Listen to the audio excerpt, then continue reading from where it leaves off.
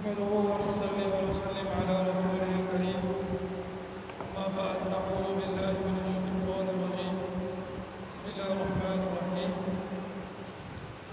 ألم تر إلى الذين أوتوا نصيبا من الكتاب يدعون إلى كتاب الله ليحكم بينهم ثم يتولى فريق منهم وهم معرضون. ذلك بأنهم قالوا لا تمسنا النار إلا أياما معدودات وغرهم في دينهم ما كانوا يفترون. فكيف إذا جمعناهم ليوم لا ريب فيه ووفيت كل نفس ما كسبت وهم لا يظلمون.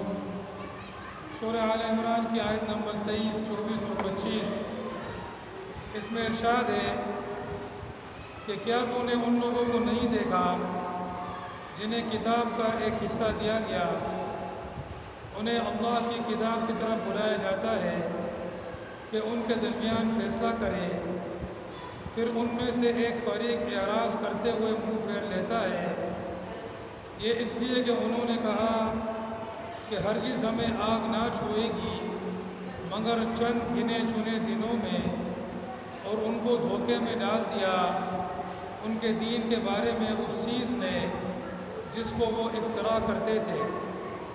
پس کیا حال ہوگا جب ہم ان کو جمع کریں گے اس دن جس میں کوئی شک نہیں، اور ہر جان کو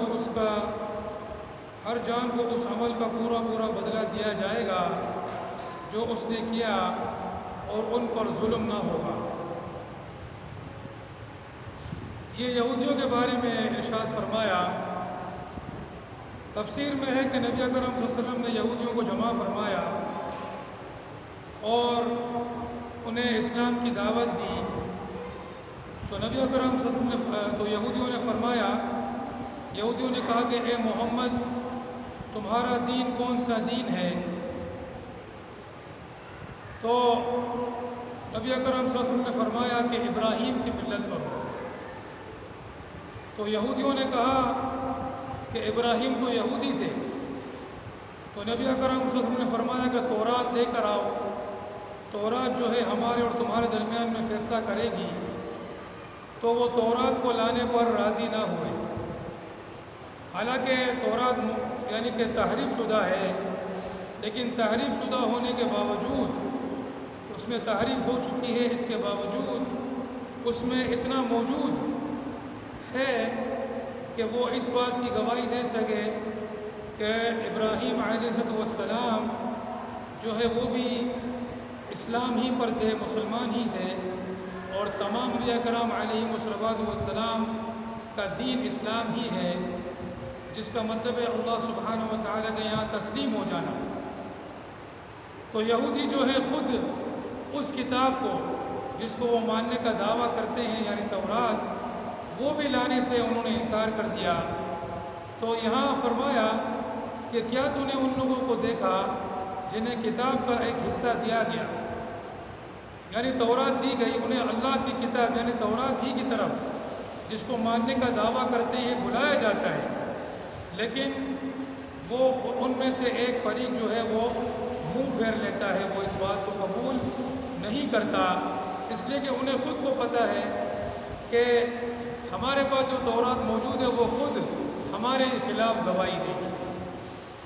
اور پھر فرمایا یہ اس لیے کہ وہ لوگ کہتے ہیں کہ ہمیں آگ جو ہے یعنی جہنم جو ہے صرف چند دنوں کے لیے چھوئے گی۔ تو یہودیوں نے جو ہے وہ ایک اپنا مذہب بنا رکھا تھا، اور یہودیوں کا دعویٰ ہے کہ ہم اللہ کی برگزیدہ مخلوق ہیں، اللہ کی چنی ہوئی ہیں، اللہ کی پسندیدہ ہیں، انبیاء کرام علیہ السلام کی اولاد ہیں، تو ہمیں جو ہے اللہ پاک عذاب نہیں دے گا، بس وہ تھوڑے بہت دن جس میں ہماری جو ان کے جو بڑے تھے انہوں نے بچنے کی عبادت کی تھی، بس وہ کچھ دن کے لیے ہمیں اگر عذاب دے گا، اس کے بعد ہم جو ہے جہنم سے نکل جائیں گے۔ تو اس قسم کے اوہام اور خیالات، اس قسم کے خرافات جو انہوں نے اپنے ذہنوں میں پکا رکھی ہے، اس نے انہیں دھوکے میں ڈال رکھا ہے۔ حالانکہ معاملہ صاف ہے جو کفر کرتا ہے اس کی سزا دائمی جہنم ہے۔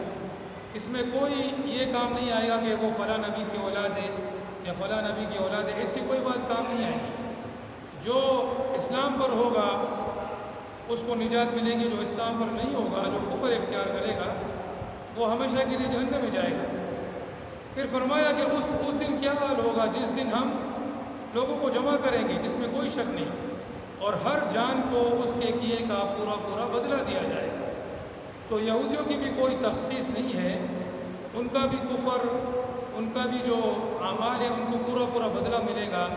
ہمارے یہاں جو ہے وہ کوئی ایسا نہیں ہے کہ کوئی امتیازی برتاؤ نہیں ہے کہ یہودیوں کو کوئی خاص چیز ملے گی اور دوسروں کو نہیں۔ ہمارا اصول ایک ہی ہے، جو ہماری مانتا ہے وہ کامیاب ہے، جو نہیں مانتا وہ ناکام ہے، اور یہی اصول یہودیوں کے لیے بھی ہے۔ پھر آگے فرمایا قل اللہم مالک الملک تؤتی الملک من تشاء وتنزع الملک ممن تشاء، کہ آپ یوں کہیے کہ اے اللہ جو بادشاہ ہے ملک کا، سلطنت کا بادشاہ ہے، تو سلطنت جسے چاہتا ہے عطا کرتا ہے اور جسے چاہتا ہے اس سے چھین لیتا ہے۔ وتعز من تشاء وتذل من تشاء، تو جسے چاہتا ہے عزت دیتا ہے، جسے چاہتا ہے ذلت دیتا ہے۔ بیدک الخیر، تیرے ہی قبضہ قدرت میں ساری بھلائی ہے۔ انک علی کل شیء قدیر، اور بے شک تو ہر چیز پر قادر ہے۔ تو یہاں پر جو ہے تفسیر میں آیا ہے کہ جب رسول پاک علیہ السلام نے مکہ فتح کر لیا تو صحابہ کرام کو بشارت دی کہ اب وہ فارس اور روم کو بھی فتح کریں گے۔ تو منافقین اور یہودی کہنے لگے کہ انہیں دیکھو آپ فارس اور روم کی خواہشات کر رہے ہیں، انہوں نے مکہ تو فتح کر لیا، مدینہ فتح کر لیا، اب سمجھتے ہیں کہ یہ جو بڑی بڑی سلطنتیں ہیں روم اور فارس اس کو بھی فتح کر لیں گے۔ تو یہاں پر اللہ پاک نے فرمایا نبی اکرم صلی اللہ علیہ وسلم کو کہ آپ یوں دعا کیجئے کہ اے اللہ تو بادشاہ ہے سلطنت کا، تو جسے چاہے سلطنت دے، تو جس سے چاہے چھین لے، جس سے چاہے عزت دے، جس سے چاہے ذلت دے۔ تو اس طرح یہودیوں کو بھی سنانا مقصود ہو گیا کہ تم کیا سمجھتے ہو، سلطنت تو اللہ کے لیے ہے، جس طرح اس نے اپنے نبی کو تمہارے خیبر پر اقتدار دے دیا، مدینے پر اقتدار دے دیا، مکے پر اقتدار دے دیا، اب وہ اس کا بھی مالک ہے کہ جب کہ وہ چاہے تو روم اور فارس بلکہ پوری دنیا پر بھی ان کو اقتدار عطا کر دے۔ تیرے ہی ہاتھ میں ساری بھلائی ہے۔ تو ویسے تو خیر اور شر دونوں ہی اللہ کی طرف سے ہے، لیکن جو ہے جب دعا مانگی جاتی ہے تو خیر مانگی جاتی ہے، تو یہاں پر خیر کا تذکرہ فرمایا کہ ساری خیر جو ہے وہ تیرے ہی ہاتھ میں ہے، ورنہ خیر ہو یا شر ہو سب اللہ ہی کی طرف سے ہے۔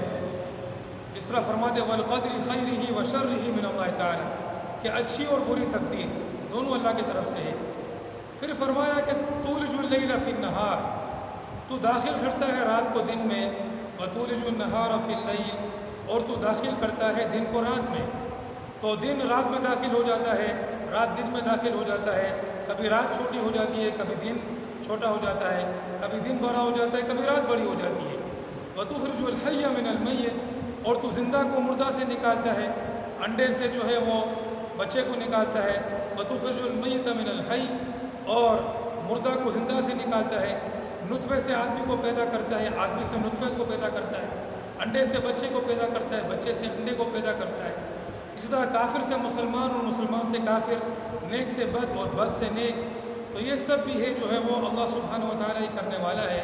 وَتَرْزُقُ مَن تَشَاءُ بِغَيْرِ حساب، اور تو جسے چاہتا ہے بلا حساب روزی عطا کرتا ہے۔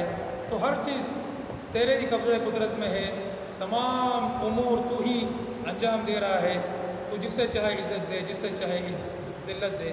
اللہ پاک ہمیں عزت عطا فرمائے، اللہ پاک مسلمانوں اور اسلام و غلبہ عطا فرمائے۔ وآخر دعوانا الحمدللہ رب العالمین۔